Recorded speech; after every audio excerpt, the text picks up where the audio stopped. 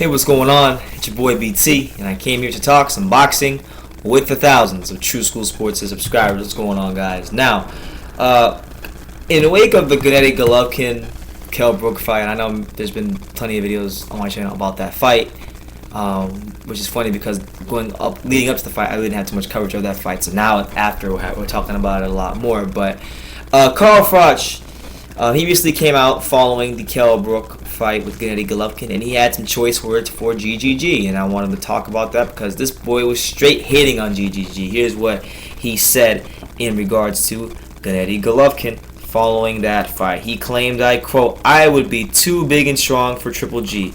I'm going to upset the boxing world now and say that if that was me in there tonight with Golovkin, I would have beat him. I'm telling you now, I'm not even joking. At super middleweight, the amount of people that told me that tonight, I would have had the height, reach, size, weight, strength. I said it ages ago, didn't I? Too big, too strong. I don't think he'd go up. Golovkin, I don't think he'll fight at super middleweight. I don't think he wants to jump up and take on any strong super middleweights. Based on that performance, he is strictly a middleweight."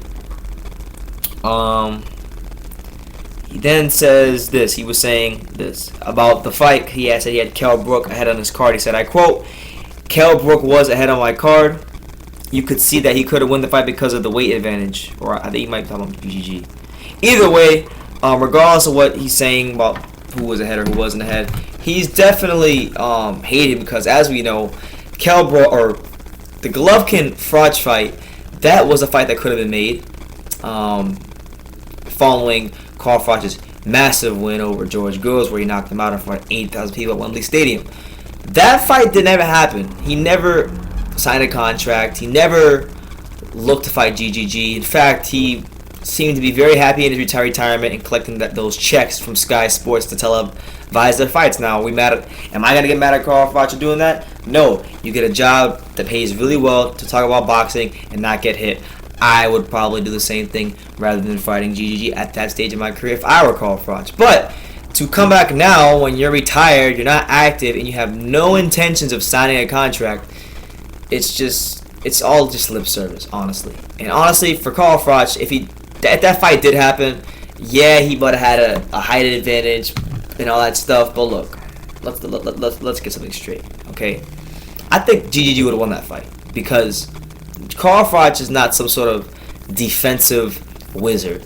I think he would have been there all night to be hit by GGG. GGG would have got past his jab, would have stalked him up and down the ring, cut the ring off eventually, hit him with body shots, break him down, and he would have eventually. I think Carl Froch would have got stopped easy by GGG. That's how I see it playing out. You could say he's too big for Golovkin. I disagree. I think, regardless of the size advantage, I don't think Froch has the boxing skills to keep GGG off of him. Now, people want to say that they think Andre will beat Golovkin. You know, that's more of a that you can actually make more of a valid argument. But as far as Froch, no. Froch does not have the jab to keep GGG off of him. He loads up way too much with his punches. I think even sometimes he has a tendency to telegraph his punches. I think GGG would have countered him all night in that fight, and he would have lost. But that's just my take on the fight, or take on if they did fight. But yeah, man, he's gotta stop with the hating, man. Honestly, because you know, Golovkin didn't look his sharpest. It wasn't his best performance against Kell Brook. I even said in my video, Travis Gardner, I think that since he's come to America and he's been on HBO and he's been exposed to the American audience, I think that was the worst we've seen Golovkin in any fight.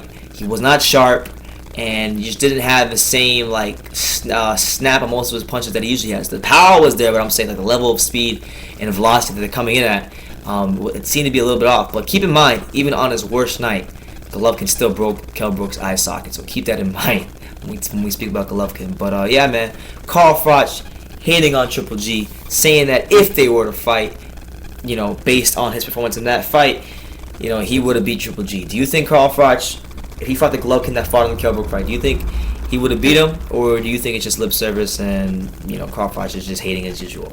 Leave your comments down below. Take the time to subscribe, and you can love me or you can hate me, but I'm just a kid from Dania. So until next time, take care, guys.